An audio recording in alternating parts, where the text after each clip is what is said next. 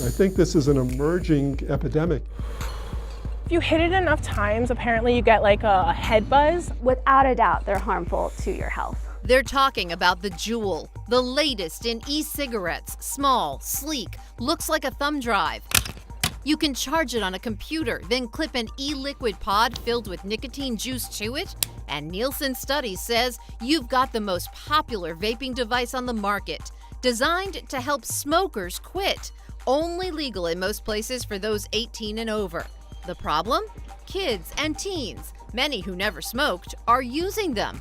A lot to get high. It's hidden in an in pocket, and it's right here. Alexa is a freshman at a college in the Champlain Valley. She's been juuling since high school and says it takes a few rips to get a buzz. The way I describe it is like you're melting into a couch. Like everything just feels vibraty, like you just feel like you can touch everything. I don't know, it's a vibration of your body, just all the nerves just like joining together. But she says it only lasts a couple minutes and she'd need another hit. Never hard to find.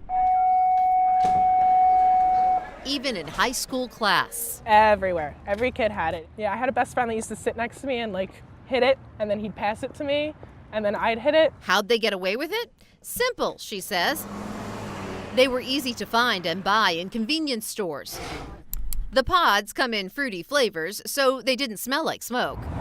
Take a hit in school and zero it out.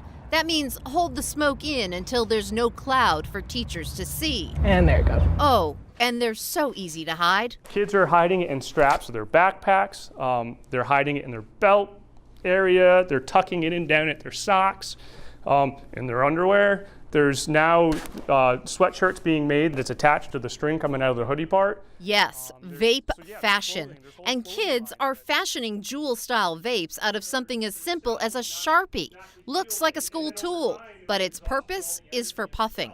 We have sports teams that are using vapes in a capacity of they're getting juiced up right before a game. They're doing it as a team initiation. They're doing it together. The problem so pervasive in schools around the country and in our region. How do teens get their vapes? The Champlain Valley Family Center held this seminar for local health teachers. Juul advertising. Teaching teachers what to look for, showing them videos of the countless ways kids are juuling right out in the open. Let's see how many long hits I can get on this. And they are both on green. Whew. Now I have a buzz. Teens are hearing about this exactly the way you'd imagine. Instagram, Facebook, YouTube videos. So that's like the jellyfish. The dragon. There's a vape subculture on social media, complete with its own hashtags and videos, teaching kids how to trick out the smoke. Thousands of videos with millions of views. So it couldn't stay under the radar forever. So here you have the Juno, which is similar to the Juul. Parents and other adults are now catching up. It's a pretty regular thing where we have kids that have school infractions for either having vaping products or being caught vaping in the schools. A lot of nicotine, and nicotine, as we know, is a highly addictive substance. He's right. Juul pods pack a potent nicotine punch. One pod has the same amount of nicotine as a pack of cigarettes, and kids are ripping through pods in 30 minutes or less. The FDA says more than 2 million middle and high school students nationwide were using e-cigarettes in 2016. Health officials will tell you it's dangerous and can permanently change a child's brain function. Anything that's coming into your lungs is staying there, creating this film. It's not a vapor that people like to call it. If you look at the back of a Juul packet, it's going to tell you this product contains cancer-causing ingredients. Juul, the company, told NBC5 News kids shouldn't have their hands on them, saying, "Juul is for current adult smokers only. We cannot be more emphatic on this point. No young person or non-nicotine user should ever try Juul." I like blueberry. Alexa is still juuling. She understands the dangers, but says it's hard to quit. She's hooked. She likes it. I do. I admit it, I do, but I don't want to. She's trying to put her health first. Juuling? Vaping? She'd like to see it vanish, at least from her life.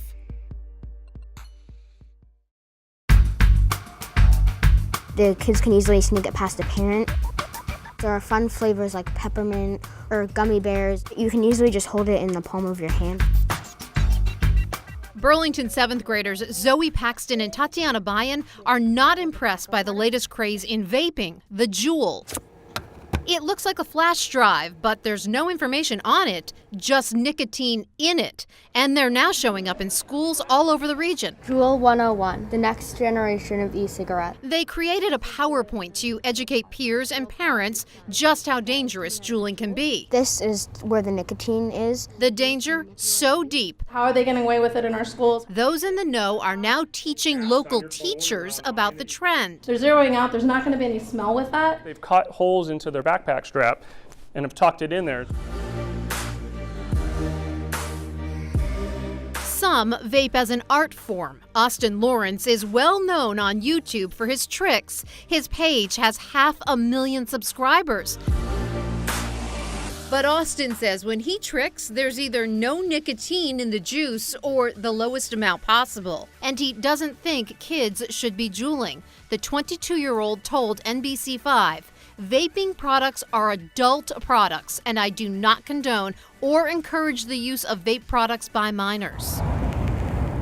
But Juuls are becoming more and more popular with kids. They're so small, teens puff and buzz, and it's tough to tell. You're getting a buzz off of it, you're getting high off of it.